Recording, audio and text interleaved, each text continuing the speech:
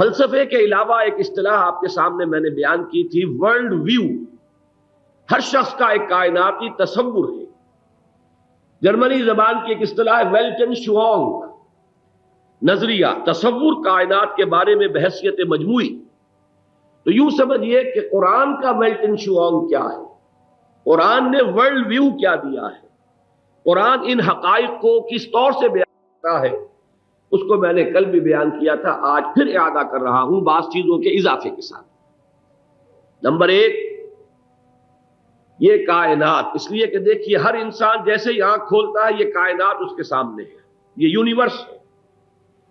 پہلی بات یہ کہ یہ کائنات نہ ہمیشہ سے ہے نہ ہمیشہ رہے گی، نہ خود بخود وجود میں آئی ہے نہ خود بخود چل رہی ہے۔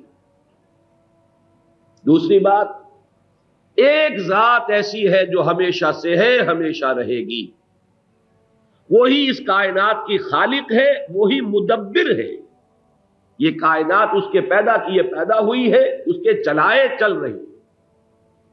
نمبر تین، وہ ذات تنہا ہے، واحد، الواحد القہار، اس کا کوئی ساجی نہیں، کوئی شریک نہیں، کوئی مثل نہیں، کوئی مثیل نہیں، کوئی مثال نہیں، کوئی ضد نہیں، کوئی ند نہیں، کوئی کفو نہیں، کوئی ہمسر نہیں۔